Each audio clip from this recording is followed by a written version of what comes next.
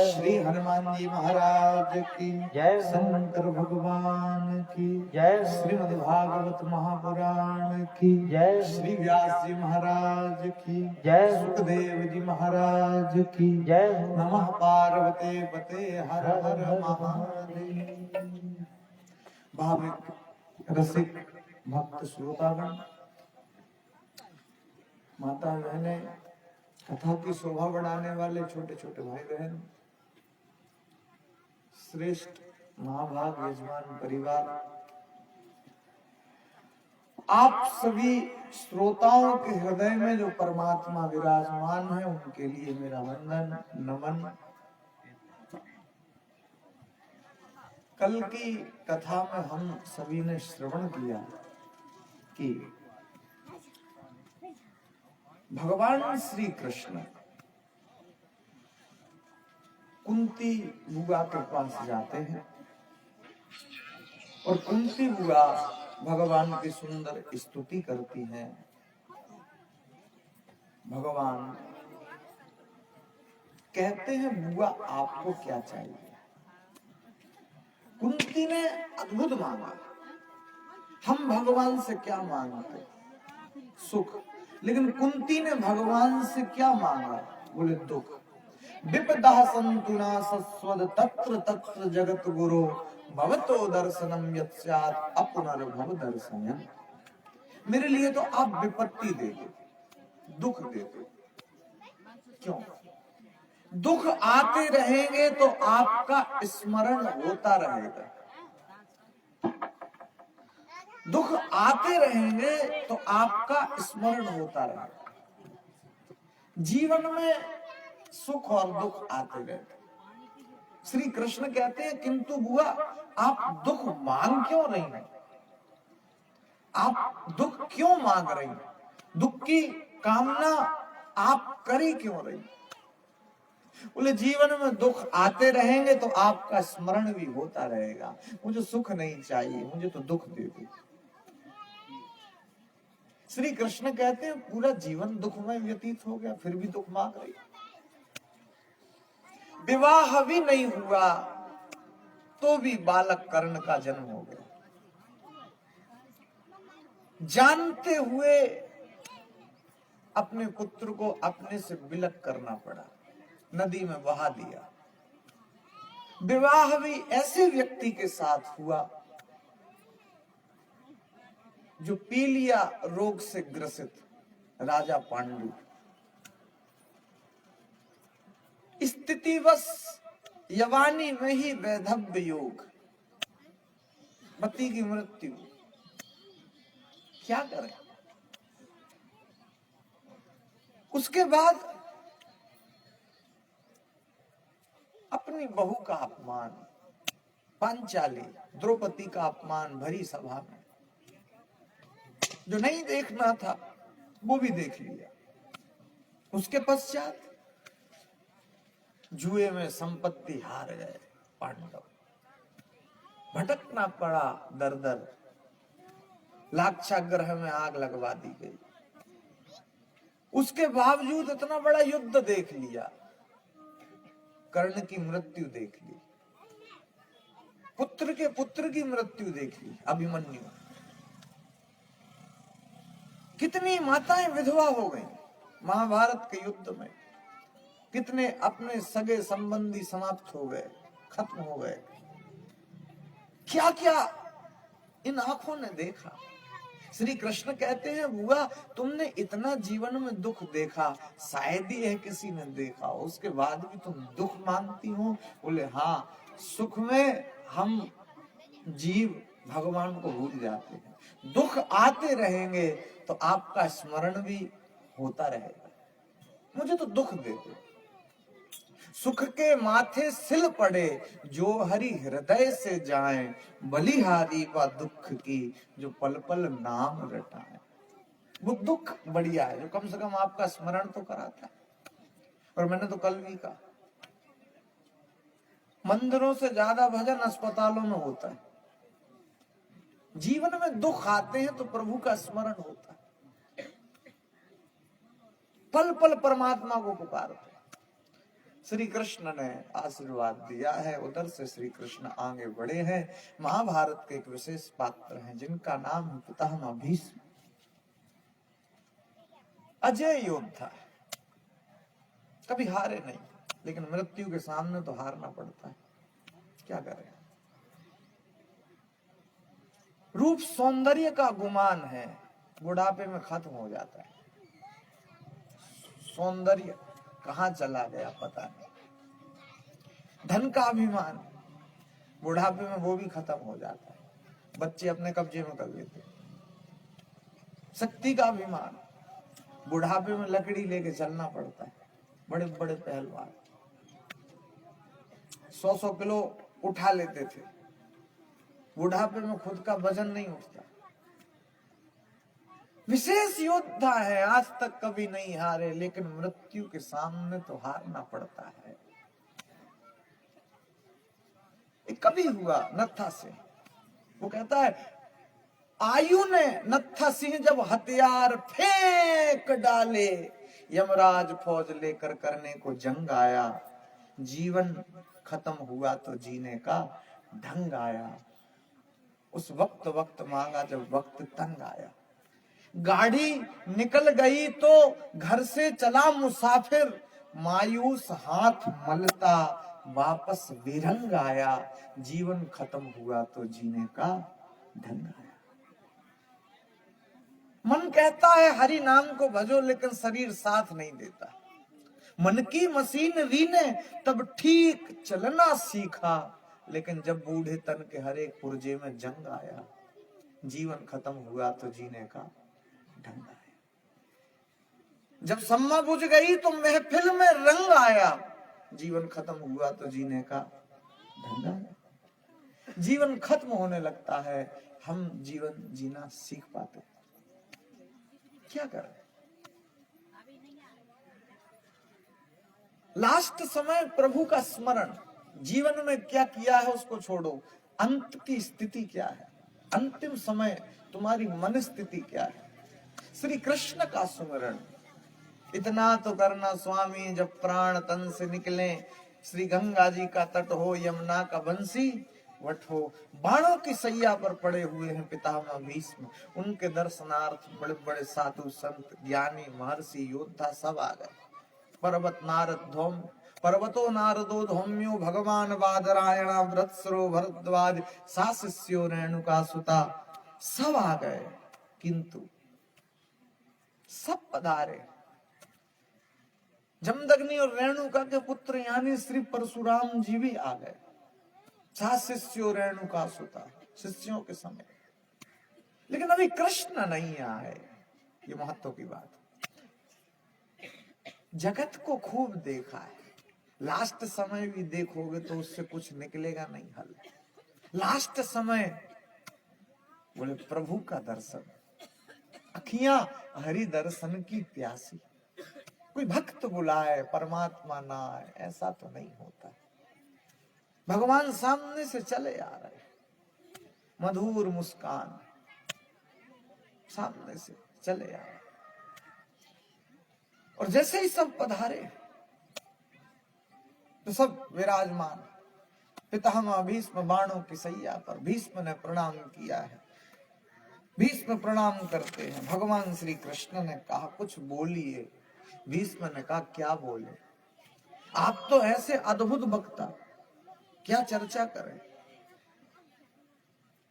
जैसे मैं कथा सुना रहा, आप सुन रहे, बढ़िया बात, लेकिन कहीं लड़ाई झगड़ा हो रहा हो और आप मेरे से आके कहो महाराज थोड़े प्रवचन सुना दो, थोड़े प्रवचन सुना दो, कोई सुनेगा मेरे प्रवचन? ऐसी स्थिति में कृष्ण ने गीता सुनाई। छोटा मोटा युद्ध नहीं था, कौरव और पांडवों का युद्ध था, थोड़ी सी देर का समय था, उसी समय का सदुपयोग। कृष्ण से सीखो समय का सदुपयोग करना, समय बर्बाद नहीं करना चाहिए। थोड़ी सी देर का भी सदुपयोग कृष्ण ने किया। शंख बजने की देरी है, इतनी देर में कृष्ण ने गीता सुना दी अर्जुन को। अर्जुन युद्ध के पहले उसकी मनोस्थिति क्या थी? बोले वो रण को छोड़ के भाग रहा। एक ही व्यक्ति ऐसा था जो युद्ध में भाग नहीं लेना चाहता, जो युद्ध नहीं करना चाहता, उसी का नाम था अर्जुन। जो भागता है भगवान उसको पकड़ के आगे कर देते। जैसे सुग्रीव भाग रहा था, राम जी ने पकड़ा और आगे कर दिया। ऐसा लिखा कि भागो तुरंत तजौया सेला, भाग ही रहा। कब तक भागोगे, कहां तक भागोगे? अच्छा, भगवान का स्वभाव, जीव को तो आगे कर देते, खुद पीछे हो जाते। अर्जुन को आगे कर दिया, कृष्ण पीछे। पहले अर्जुन हल्के में ले रहा था, जब भगवान ने विराट रूप बनाया, बताया, अर्जुन की सुट्टी पुट्टी गोल, वे इन्हें क्या समझ रहा था, ये क्या था? श्री कृष्ण तो कृष्ण है, अद्भुत है कृष्ण की लीला। और गीता तो गीता, छोटा सा ग्रंथ है लेकिन बड़ा अद्भुत है। ज्ञान की चर्चा, भक्ति की चर्चा, कर्म की चर्चा, सांख्य योग, भक्ति योग, ज्ञान योग परिपूर्ण है। छोटे में बहुत कुछ प्राप्त हो गया भगवत गीता। तो भीष्म कहते हैं आपके सामने मैं क्या बोलूं? सूर्य को दीपक दिखाना अच्छा नहीं लगता, लेकिन कृष्ण की आज्ञा है तो बोलना तो पड़ेगा। तो भीष्म ने लास्ट समय क्या कहा, जीवन का सार। भीष्म कहते हैं दान धर्मान राज धर्मान, मनुष्य का धर्म है दान करना, राजा का धर्म है प्रजा की रक्षा करना। मोक्ष धर्मान विभाग सा, मनुष्य का शरीर मिला है तो बोले से मोक्ष पद की प्राप्ति। गोस्वामी तुलसीदास जी तो कहते हैं ये मनुष्य का शरीर क्या है? बोले साधन धाम मोक्ष करी द्वारा। ये तो परमात्मा ने तुमको साधन दे दिया मोक्ष तक पहुंचने के लिए, साधन। तो मोक्ष धर्मान विभाग सा स्त्री धर्मान, स्त्री का धर्म है पति की सेवा करना। जो स्त्री अपने पति का अपमान करती है उसको रो रो नरक में जाना पड़ता है। पति कैसा भी, अंध बधिर क्रोधी अति दीना, अंधा हो बधिर हो क्रोधी हो दीन हो, ऐसे हो पति कर किए अपमाना, नारी पाव जमपुर दुख नाना। यमपुरी में उसको नाना प्रकार के दुखों को भुगतना पड़ता है। इसीलिए पति का अपमान नहीं करना चाहिए, पति की सेवा करना स्त्री का धर्म। स्त्री धर्मान भगवत धर्मान समास व्यास योगिता। भीष्म अपने शब्दों में कहते हैं आंख से पाप होते हुए नहीं देखना चाहिए। ओ अच्छा नहीं लगा, द्रौपदी को हंसी आ गई। भीष्म ने देखा, भीष्म ने कहा सुनो, मैं अगर कुछ बोलूं तो तुम्हारी सास कुंती की भी हिम्मत नहीं कि मेरी बातों को सुन के वो हंस जाए। क्यों हंसी? ऐसे ही हंसी आ गई। नहीं नहीं, कुलवंती नारी हंसती है तो उसके हंसी के पीछे भी कोई कारण होता है, कोई रीजन होता है, तुम्हें बताना ही पड़ेगा तुम क्यों हंसी। नहीं ऐसे ही हंसी आ गई। नहीं नहीं, अकारण कुछ नहीं होता, कोई कारण होगा। बताओ तुमको हंसी आई क्यों? द्रौपदी ने कहा कि मुझे हंसी इसलिए आ गई कि आप कह रहे थे कि पाप होते हुए नहीं देखना चाहिए। आपने भी तो पाप देखा था, आपने भी तो पाप देखा, द्रोणाचार कृपाचार सब तो थे। भरी सभा में मेरे वस्त्रों को दुशासन खींच रहा था दुर्योधन के कहने पर। आप अगर कह देते दुर्योधन सावधान, तो दुर्योधन में इतनी हिम्मत तो नहीं थी कि वो आपके विरोध में, आपके अगेंस्ट में खड़ा हो जाता। किंतु आप भी तो पाप देखते ही रहे। क्यों आपने पाप देखा? उस समय आपका ये धर्म, ये न्याय कहां गया था? उस समय आपने पाप क्यों देखा? उस समय ये ज्ञान आपका कहां चला गया था? भीष्म कहते हैं, बेटी तुम सत्य कहती हो, मैंने दुर्योधन का दूषित अन्न खाया था, जिससे ये मेरी बुद्धि भ्रष्ट हो गई। जैसा खाओगे अन्न वैसा बनेगा मन, जैसा पियोगे पानी वैसी बनेगी वाणी।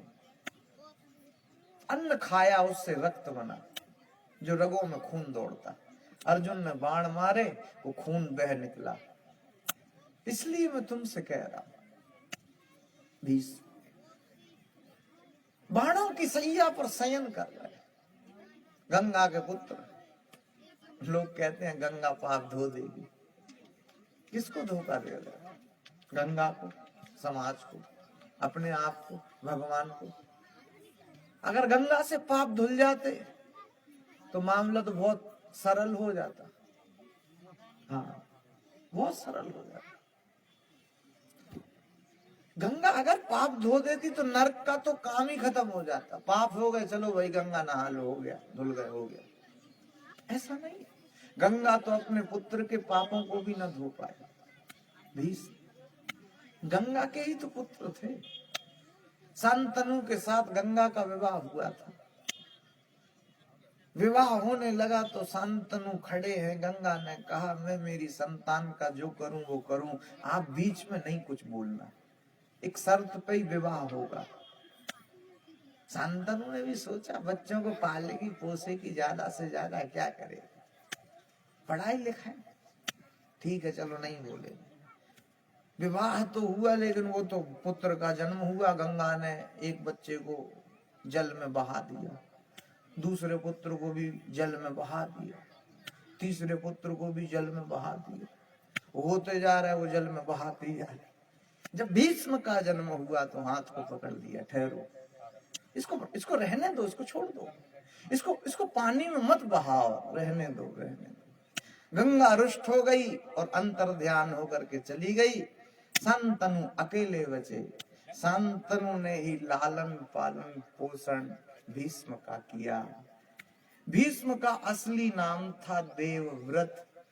बाकी भीष्म के नाम से तो प्रसिद्ध हो गए। भीष्म मतलब होता है बड़ा, जो बड़ी बड़ी प्रतिज्ञाएं कर लेते थे, ऐसे भीष्म थे।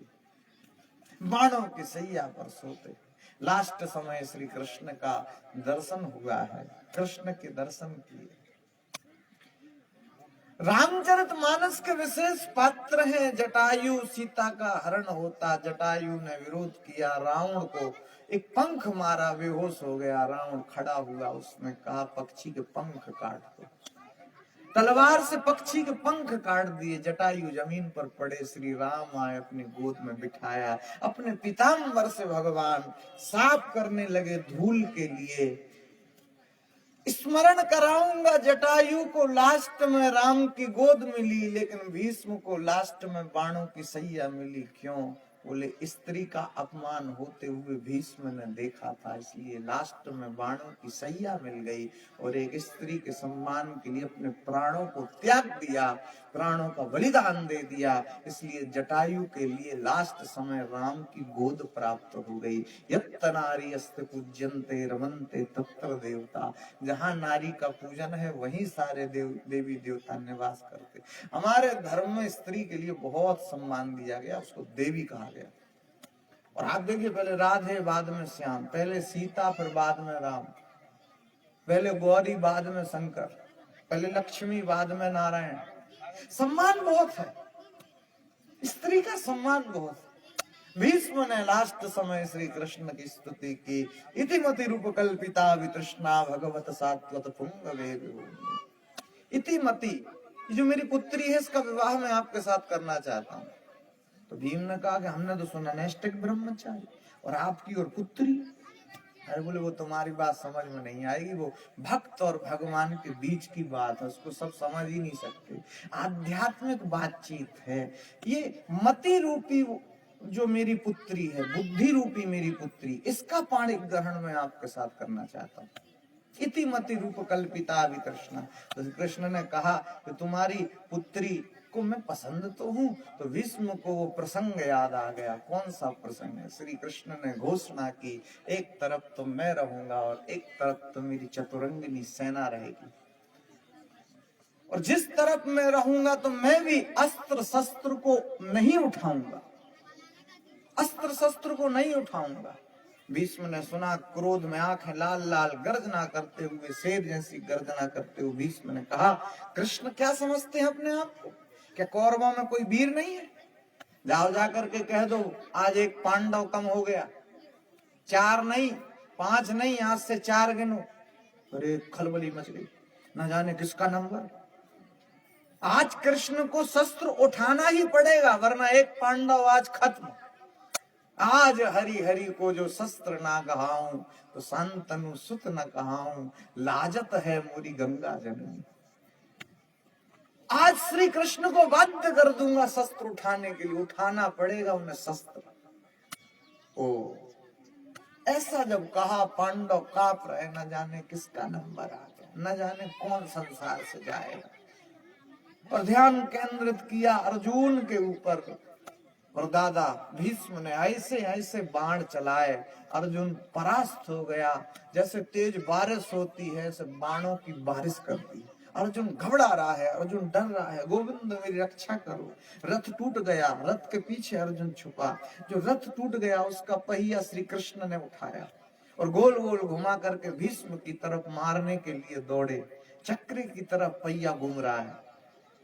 भीष्म ने धनुष बाण को फेंका और कहा, गोविंद ये शस्त्र आपने उठा लिए, शस्त्र। भगवान ने कहा, भीष्म किसमें इतनी ताकत जो मेरी प्रतिज्ञा को तोड़ दे? मैंने तो जानबूझ के अपनी प्रतिज्ञा को तोड़ दिया, कहीं मेरी प्रतिज्ञा के कारण तेरी प्रतिज्ञा न टूट जाए। हरि को नियम बदलते देखा, अपना मान भले टल जाए, पर भक्त का मान न टलते देखा। ऐसे श्री कृष्ण है, राम सदा सेवक रुचि राखी। ऐसे श्री कृष्ण है, भक्तों की इच्छा में अपनी इच्छा श्री कृष्ण मिला देते।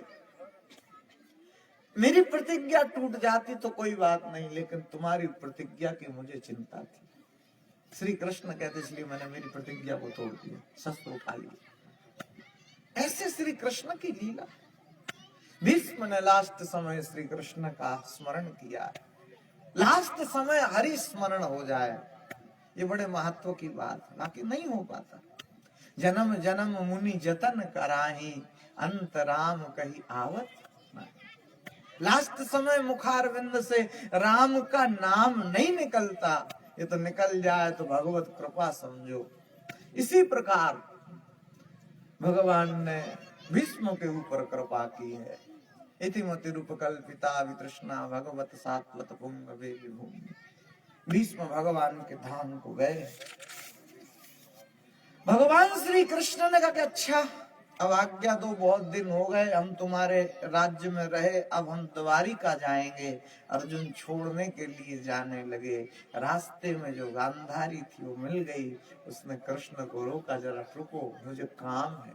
कृष्ण रुके, खड़े हुए, कहा, कृष्ण अगर आप चाहते तो युद्ध नहीं होता, युद्ध को रोक सकते थे, किंतु आपने चाहा नहीं, आपने ऐसा सोचा नहीं। जैसे मेरी आंख के सामने मेरा परिवार समाप्त हो गया, कौरव और पांडव, ऐसे मैं भी श्राप देती हूं तुमको। तुम्हारा यदुवंश भी तुम्हारी आंख के सामने समाप्त हो जाएगा, आपस में लड़ भिड़ के मर मिट जाएंगे। मेरा श्राप। श्री कृष्ण क्या बोलते, चले गए। अर्जुन साथ में, घटना घटने लगी। संतों से मजाक किया, संतों को क्रोध आया, संतों ने श्राप दे दिया। एक सांब, उसने स्त्री का तो भेष बनाया और संतों से मजाक कर रहे, ये गर्भवती स्त्री है, इसके गर्भ से क्या होगा। संतों को गुस्सा आया, ठिठोरी करते, मजाक करते। कड़वो, दुर्वासा, भृगु, अंगिरा, कश्यप, वामदेव, अत्रि, वशिष्ठ, नारद, ऐसे तेजस्वी संत विराजमान। क्रोध आया, श्राप दे दिया, उसके गर्भ से मूसल निकलेगा और जिस मूसल से पूरा यदुवंश नष्ट हो जाएगा। घटना घटी, मूसल निकला, क्या करे, पानी में पत्थर पे घिस घिस के बहा दिया, समुद्र में। एरक नाम की कटीली घास उग गई, इतनी कटीली घास उग गई।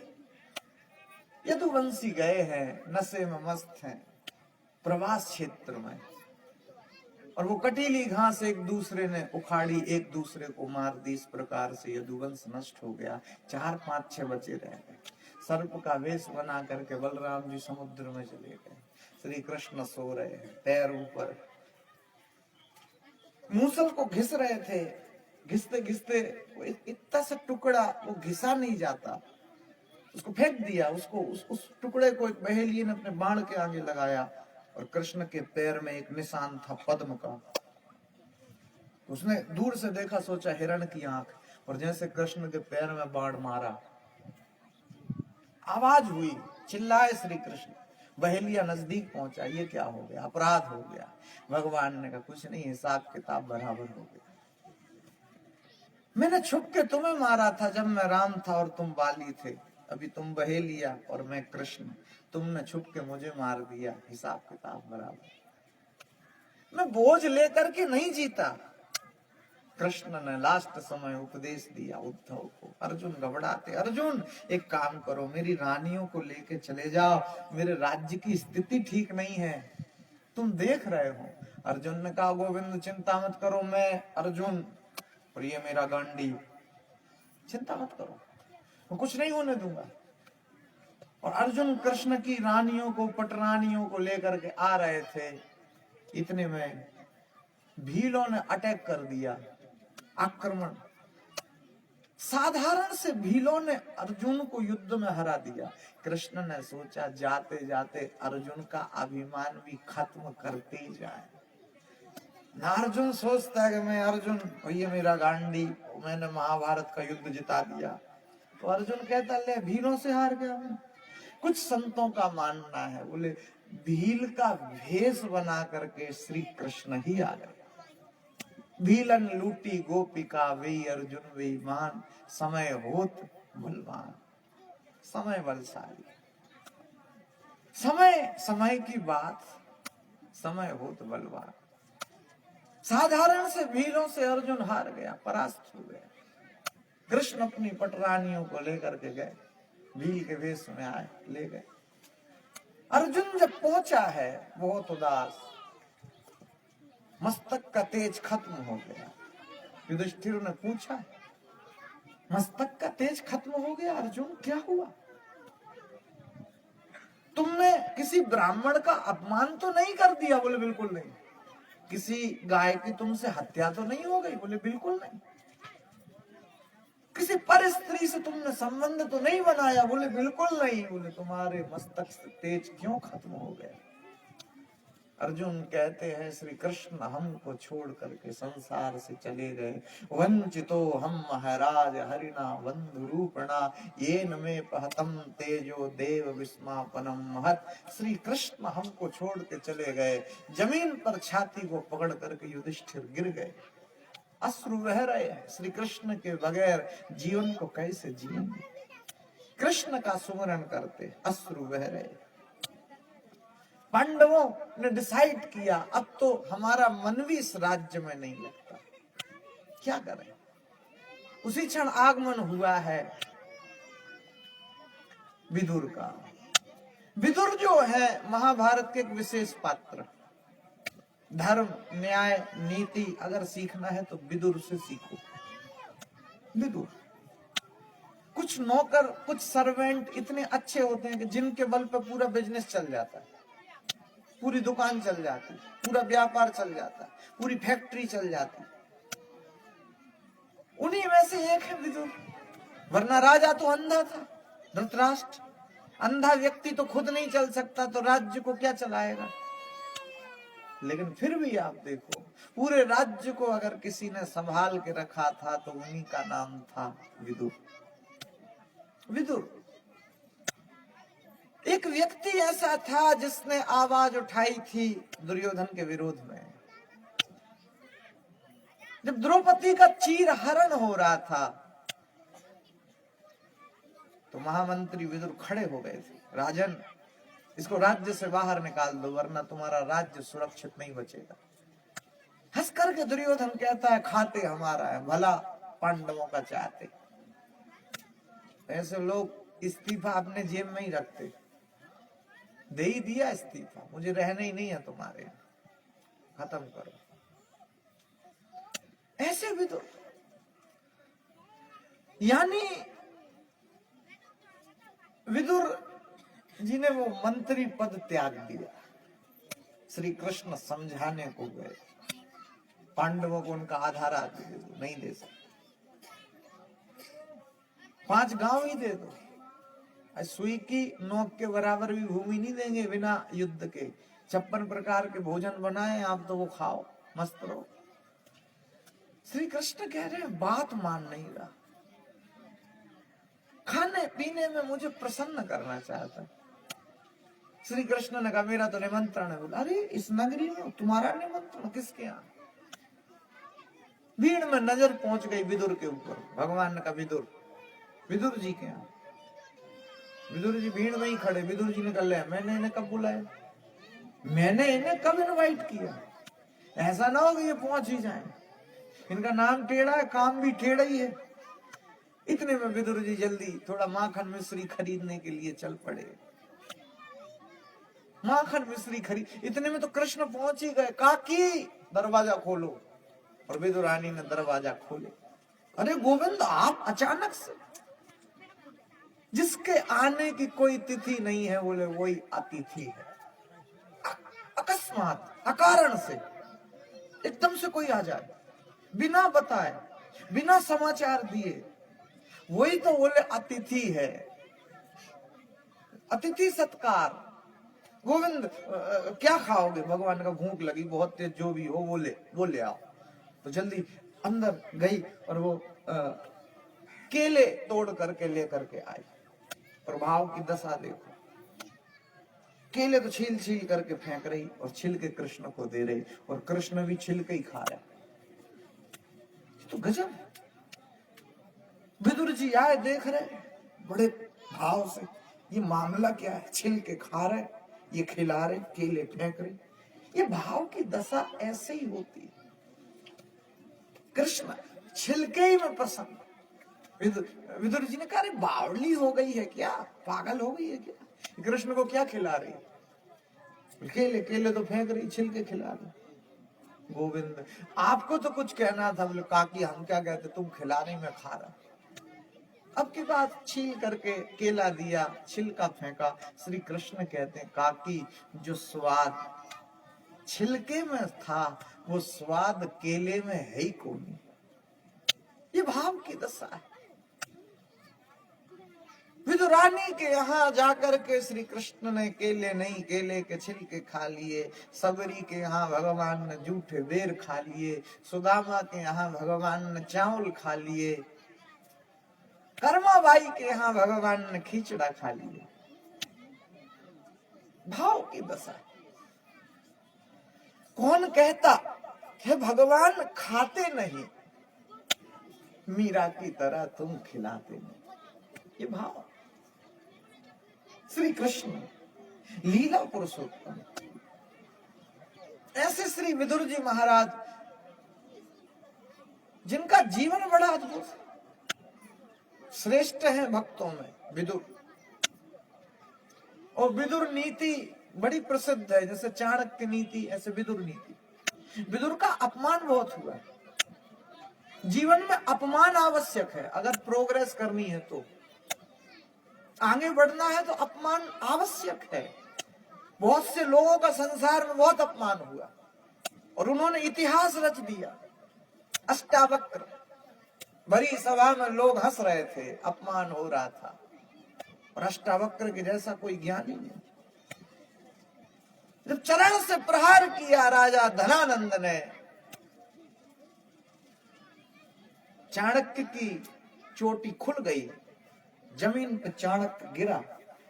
और चाणक्य कहते हैं एक दिन वो आएगा जो तुझे राज सिंहासन से ही नीचे उतार दूंगा। इस चोटी में गांठ जभी लगेगी जब तुझे राज सिंहासन से ही नीचे उतार दूंगा। और चंद्रगुप्त मौर्य को बिठा दिया सिंहासन पर। महात्मा गांधी का अपमान हुआ। आप देखिए, अद्भुत। जीवन में अपमान आवश्यक है, होगा तो आगे बढ़ोगे। तो विदुर का अपमान हुआ। श्री विदुर लौट के आए, देखते हैं पांडव खूब सेवा करते हैं धृतराष्ट्र और गांधारी की। विदुर तीर्थ यात्रा पर चले गए थे, कथा आप सबको पता होगी। विदुर ने महाभारत के युद्ध में भाग नहीं लिया था, धनुष बाण मुख्य द्वार पर रख दिया और चले गए। तुम ये मत समझना कि मैंने नमक तुम्हारा खाया, अन्न तुम्हारा खाया और पांडवों की तरफ से युद्ध लड़ूं, तो ऐसा नहीं होगा। ना तो मैं पांडवों की तरफ से लड़ूंगा, ना तो मैं कौरवों की तरफ से लड़ूंगा।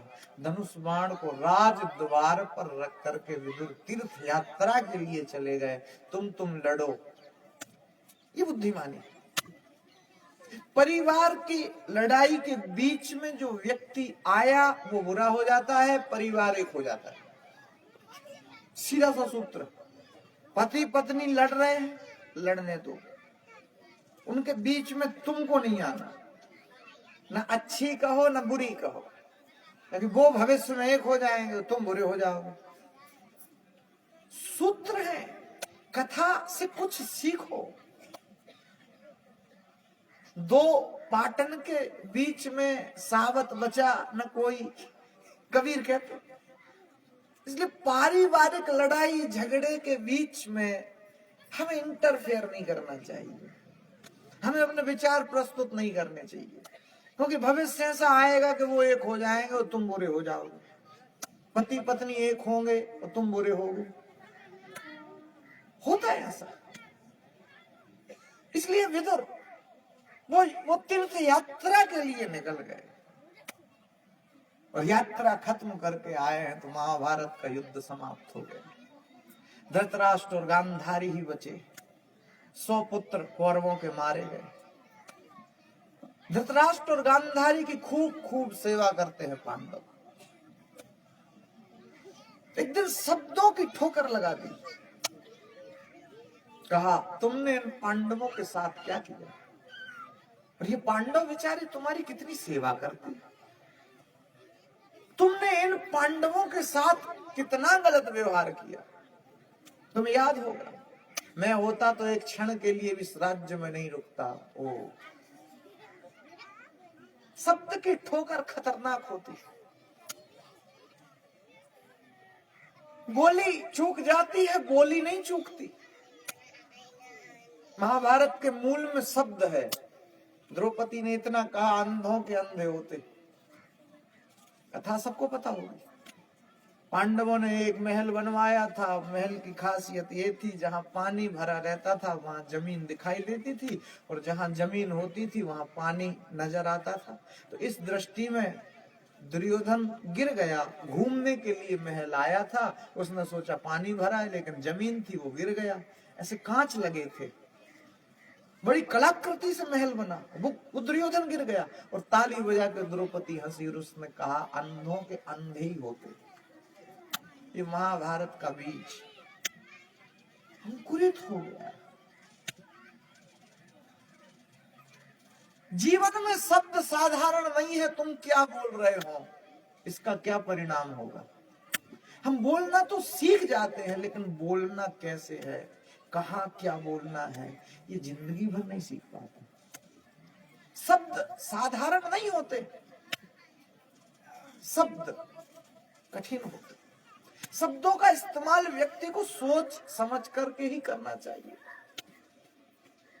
जब तक तुमने शब्द नहीं कहे तब तक वो तुम्हारे वश में है, लेकिन अगर तुमने कोई शब्द कह दिए तो फिर तुम उन शब्दों के वश में हो गए। तुमने कोई शब्द कह दिया तो तुम उसके बस में हो गए। धृतराष्ट्र और गांधारी को विदुर ने शब्द की ठोकर लगा दी। मैं होता एक क्षण के लिए भी राज्य में नहीं रुकता। बात जम गई, फैसला कर लिया, आज रात्रि इस राज्य को छोड़ के ही चले जाएंगे। और धृतराष्ट्र और गांधारी उस रात राज्य को छोड़ के ही चले गए। राज्य तो वही है, लेकिन सुख नहीं है, चैन नहीं है, शांति नहीं है। महाभारत में केंद्र में कृष्ण नहीं है, केंद्र में हस्तिनापुर का राज सिंहासन है, कृष्ण बोले साइड में, इसलिए शांति है ही नहीं। जहां केंद्र में राज सिंहासन होगा, बोले वहां शांति हो ही नहीं सकती। सबसे ज्यादा अशांत राज्य में शांति नहीं होती। बुद्ध रास्ते से जा रहे थे, उनके पड़ोस का राजा वो आ रहा था, बुद्ध को प्रणाम किया। बुद्ध ने कहा, कहां जा रहे हैं? बोले युद्ध जीत के आ रहे हैं, आशीर्वाद दे रहे हैं। अच्छा एक बात बताओ, नींद तो आ जाती रात में, अच्छी सो जाते? नहीं नहीं नहीं नहीं, सो नहीं पाते। क्यों? अरे बोले पत्ता भी खड़कता तो नींद खुल जाती है तुरंत, ठीक से चैन से सो ही नहीं पाते। क्यों? बोले इतने दुश्मन है, कितने राजाओं को युद्ध में हराया है, दुश्मनी हो गई, अपने ही कहीं कुछ शरारत ना कर दे, षड्यंत्र ना कर दे, डर लगा रहता है। रात में कोई दुश्मन अटैक ना कर दे, ठीक से सो ही नहीं पाते।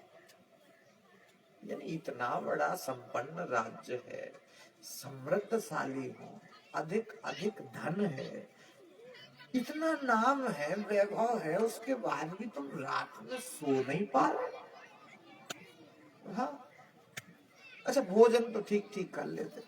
नहीं नहीं नहीं नहीं, क्यों? डर लगा रहता है कहीं कोई मिला के कुछ खिला ना दे।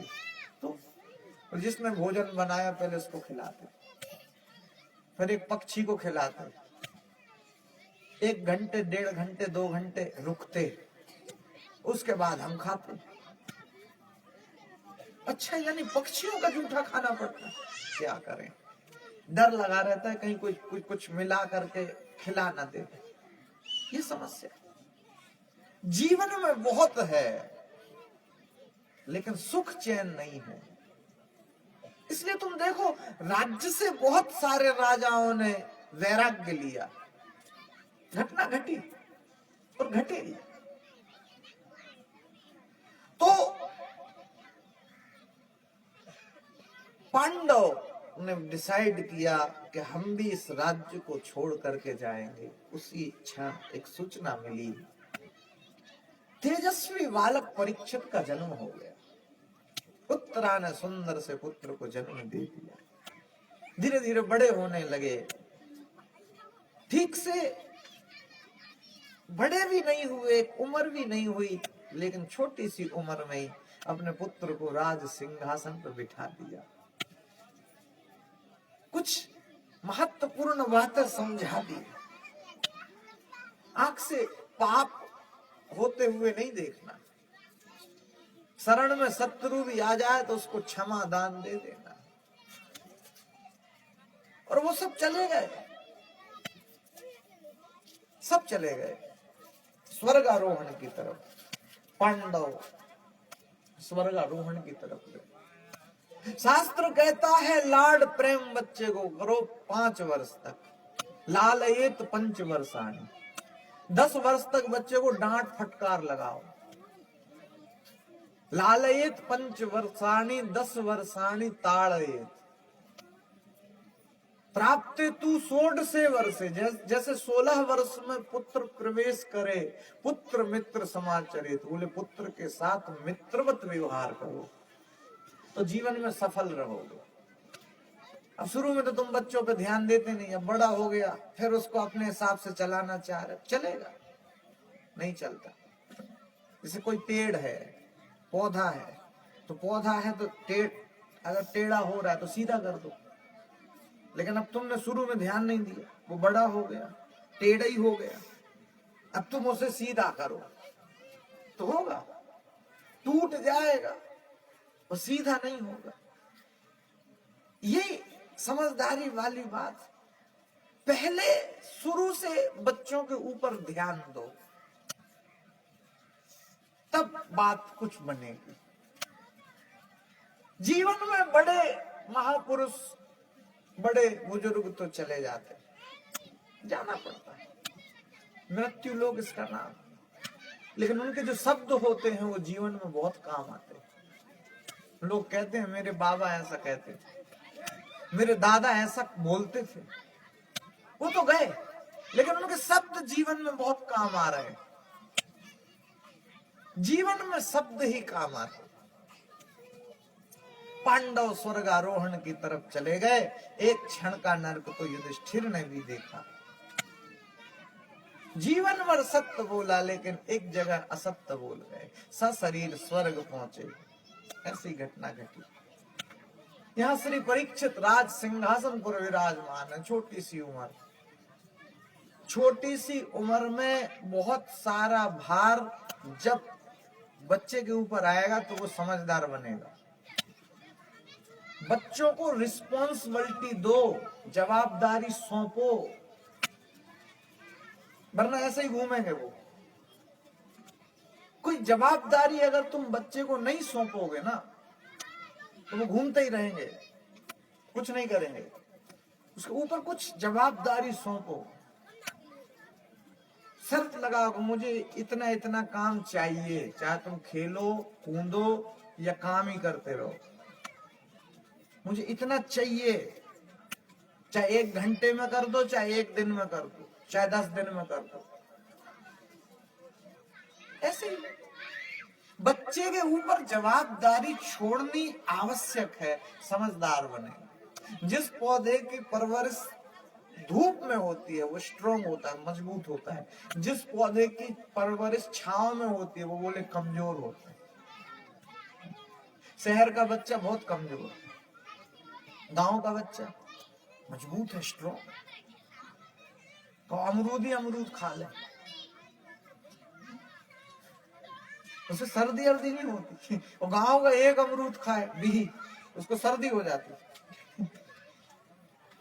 गांव का बच्चा खुद कपड़े धो लेता है, शहर का वो पहन तक नहीं पाता, उसकी माता उसके पिताजी पहनाते। बहुत अंतर। गांव का बच्चा दौड़ लगा दे 5 किलोमीटर, नहीं थके।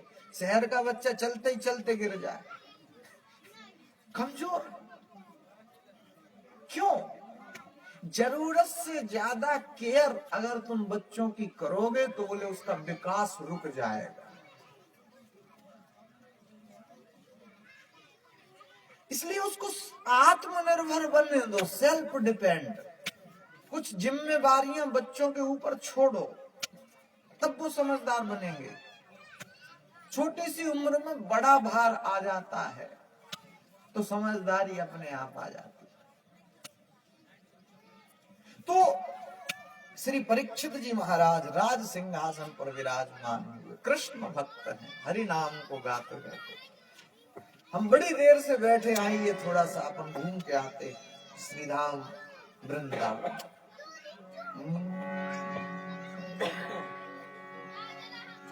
भजन में सार है, रोज थोड़ा थोड़ा हरि का भजन कर। शायद गा चुका हूं, चेंज कर देते, बदल देते। नौकर रख ले सावरे हमको भी एक बार, नौकर रख ले सावरे हमको भी एक बार, नौकर रख ले सावरे हमको भी एक बार, नौकर रख ले सावरे हमको भी एक बार। मुझे इतनी तनख्वाह देना, मुझे इतनी तनख्वाह देना, बस चलता रहे परिवार, नौकर रख ले सावरे हमको भी एक बार, नौकर रख ले सावरे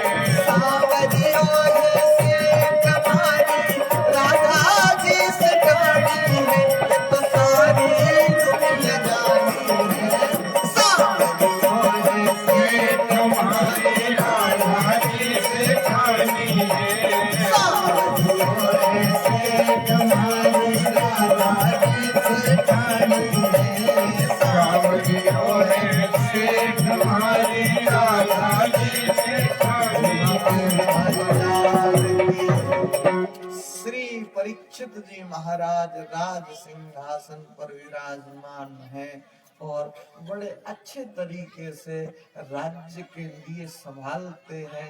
छोटी सी उम्र में श्री परीक्षित ने बोले दिग्विजय प्राप्त कर ली। विश्व को जीत लिया। जो काम कर रहे हो उसको पूर्णता लगन से करो तो सफलता मिलेगी। जो भी कर रहे हो,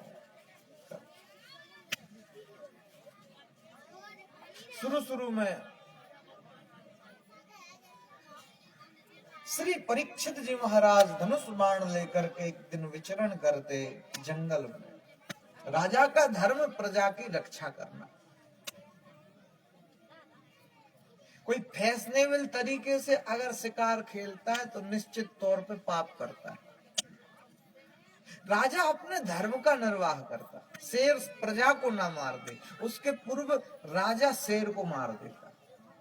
ये राजा का धर्म है। तो अपने धर्म का निर्वाह करने में कोई पाप नहीं लगता। किसी व्यक्ति को मारना पाप, लेकिन बॉर्डर पे जो बीएसएफ के जवान हैं, अगर कोई व्यक्ति अनजान व्यक्ति अपने देश के अंदर घुसे और वो गोली मार दे तो पाप है कि नहीं? नहीं, वो अपने धर्म का निर्वाह कर रहा है। तो राजा का धर्म प्रजा की रक्षा। धनुष बाण लेकर के विचरण परीक्षित करते सरस्वती नदी के तट पे जंगल में, घनघोर जंगल में परीक्षित की दृष्टि पड़ी। परीक्षित ने क्या देखा? एक काला काला पुरुष है, वो गाय को बहुत पीट रहा है और नंदी के उसने 3 पैर काट दिए। जैसे ये देखा, याद आया, आंख से पाप होते हुए नहीं देखना चाहिए। मेरे बाबा ऐसा कहते थे। विरोध किया, सावधान, मेरे राज्य में ये अत्याचार करने वाले तुम कौन? रोक दिया, ठहरो। कलयुग शरण में आ गया। आध्यात्मिक दृष्टि से समझोगे तो जो गाय है वो गाय ही पृथ्वी है। पृथ्वी के ऊपर ही कलयुग का अत्याचार। जो नंदी है जिसके 3 पैर काट दिए, 1 पैर पे नंदी खड़ा है, बोले वो नंदी ही धर्म का रूप है, धर्म का स्वरूप। इसलिए कलयुग में क्या है कि धर्म के काम में धक्का लगाना पड़ता है। 1 पैर पर नंदी खड़ा है, तो अब कैसे चलेगा? तो भाई तुम भी आ जाओ सहारा, तुम भी आ जाओ, तुम भी आ जाओ। शुक्र करो कि चल रहा।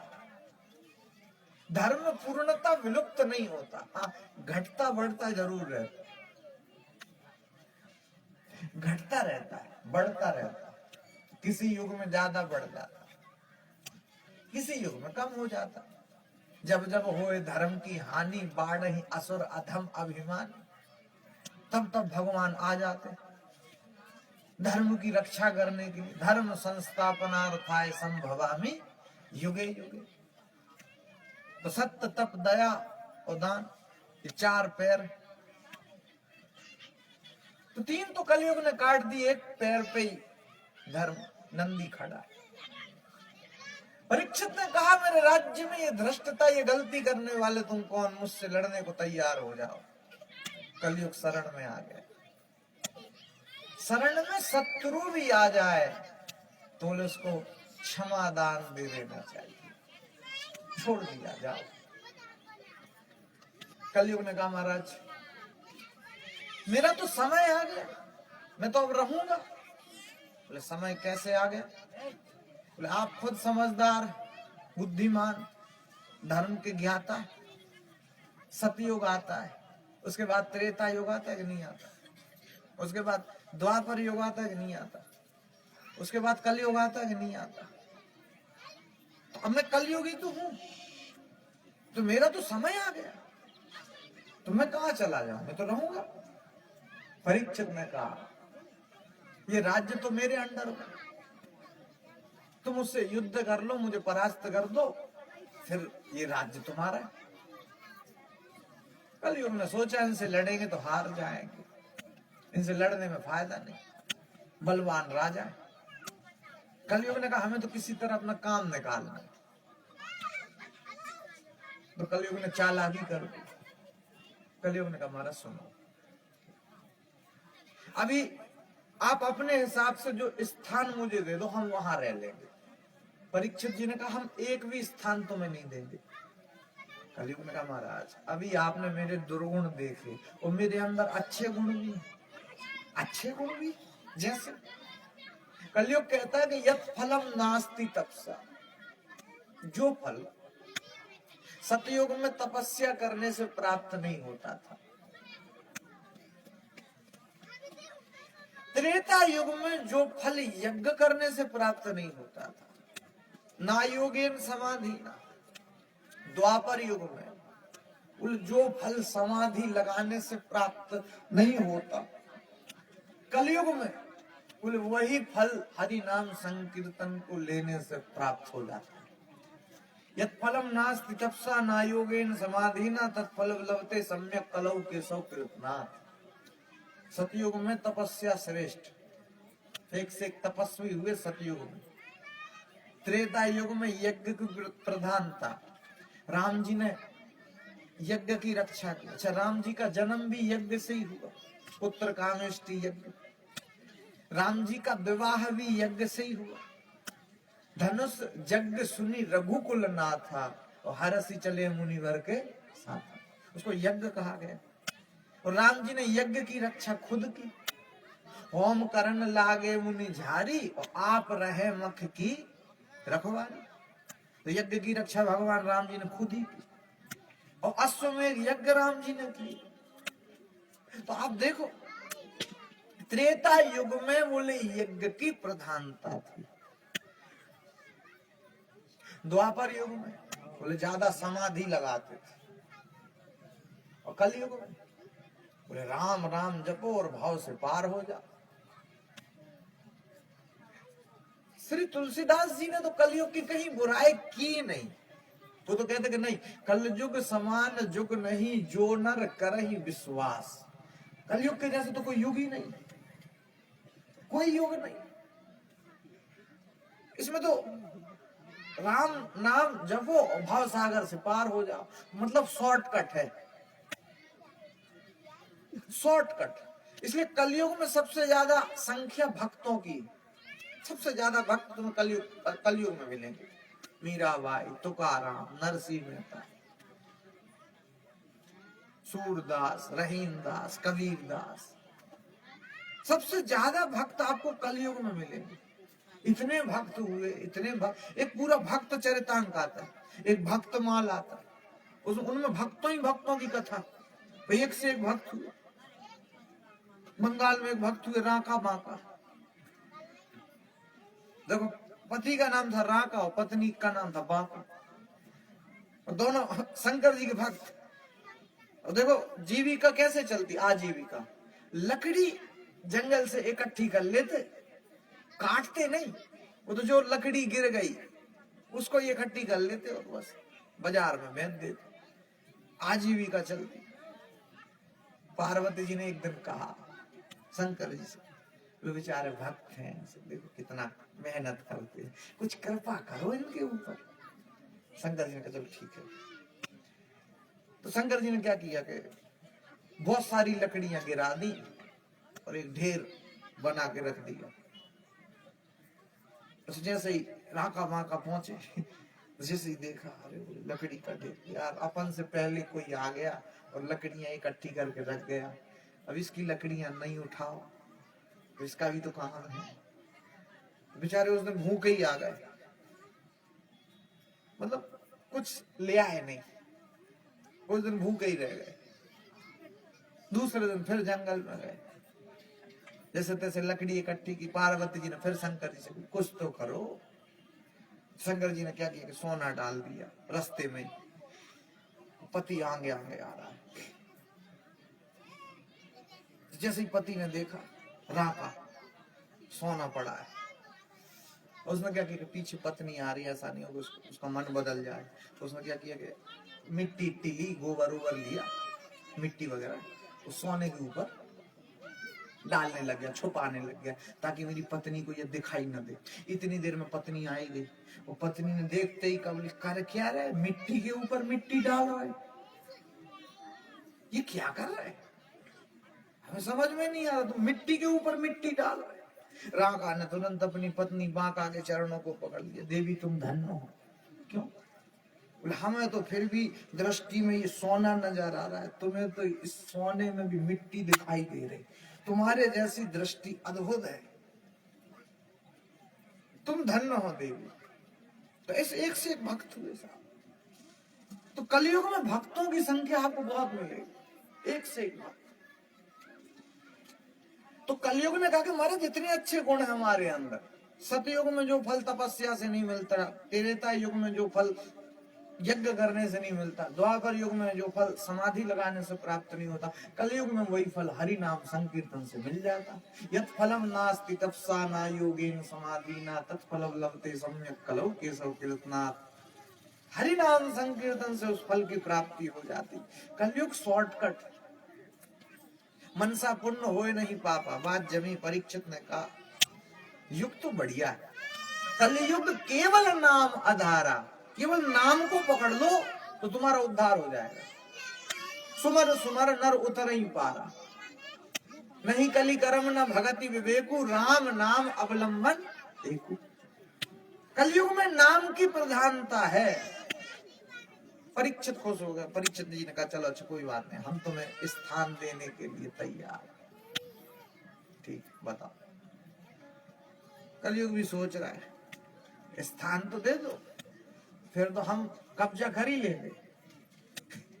कब्जा कैसे होता है? धीरे धीरे तो होता है, इतनी और बढ़ा दी, फिर इतनी और बढ़ा दी, फिर इतनी और बढ़ा दी, ऐसे तो होता है कब्जा। एकदम से अगर कोई कब्जा करेगा तो कर पाएगा, धीरे धीरे। ट्रेन वगैरह नहीं देखा भैया, थोड़ी सी जगह में बैठ जाने तो अपना दया आ गया, आ गया। अब उसका स्टेशन नजदीक आ रहा है, अब तो देखो रोल में आ रहा है, चलो खिसको, तुम्हारी है क्या, खिसको, तुम्हारी है क्या।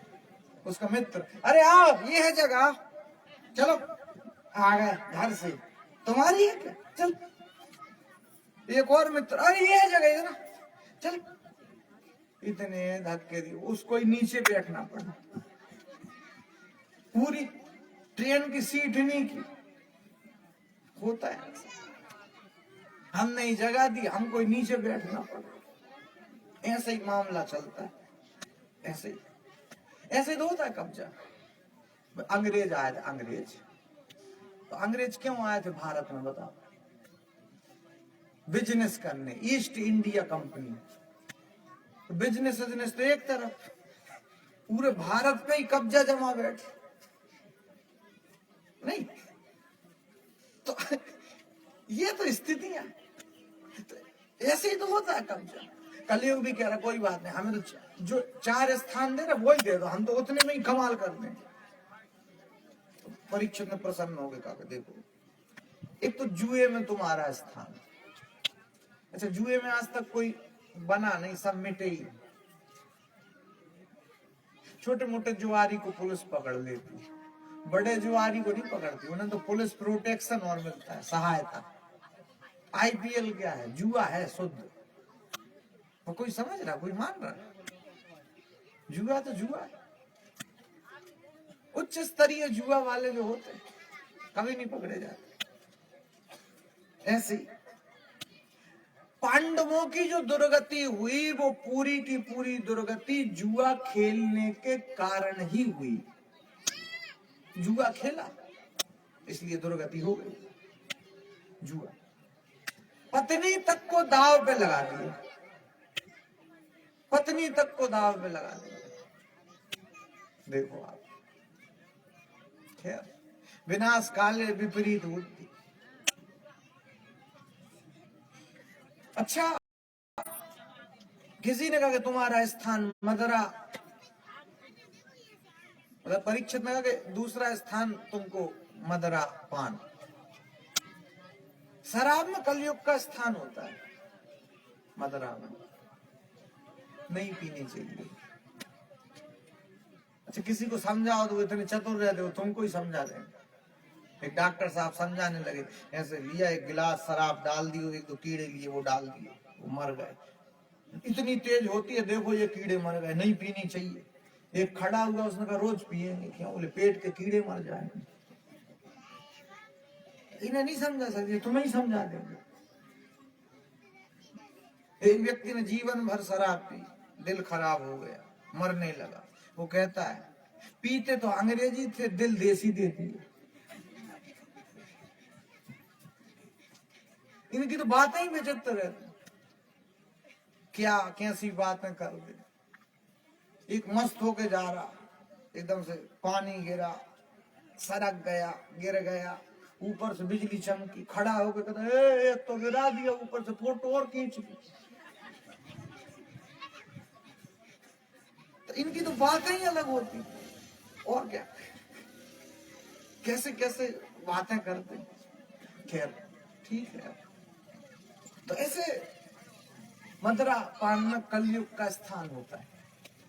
तीसरा स्थान दे दिया पर स्त्री संग, उसमें उसमें कलयुग का निवास। अगर राम और रावण में कंपेयर करोगे, तुलना, तो रावण आगे निकल जाएगा। क्यों? जब वो चलता तो पृथ्वी डगमग डगमग होती, चलत दशानन डोलत अग्नि, पृथ्वी डगमग डगमग डगमग डगमग होती जब रावण चलता है। इतना शक्तिशाली है रावण। हम आप एक आध नारियल चढ़ा देते शंकर जी को, रावण तो अपनी गर्दनें काट के चढ़ाते थे। वो रावण कितना शक्तिशाली, इतना शक्तिशाली। अच्छा, हम आप एक दो मंत्र पढ़ते, तो मंत्र पढ़ते तो रावण तो स्वयं ही मंत्रों का निर्माण कर देता। वो रावण, ये रावण तो मर गया, लेकिन रावण द्वारा रचित जटाटवी गलज्वल प्रवाह पावित स्थले, ये शिव तांडव स्तोत्र, ये रावण की संरचना है। शनि जैसे क्रूर ग्रह को जिसने पकड़ करके उल्टा टांग दिया, वो रावण कितना शक्तिशाली। और आप देखो,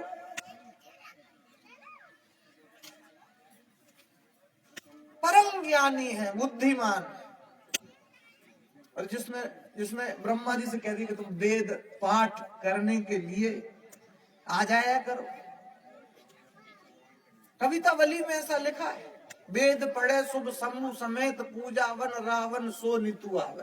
शंकर जी पूजा कराने के लिए आ जाते और वेद पाठ करने के लिए ब्रह्मा जी आ जाते। एक दिन नृत्य चल रहा है, उर्वशी रंभा नाच रही, इतनी देर में ब्रह्मा जी पहुंच गए। रंग में भंग रावण देखते ही कहते टाइम क्या हुआ, जल्दी आ गए।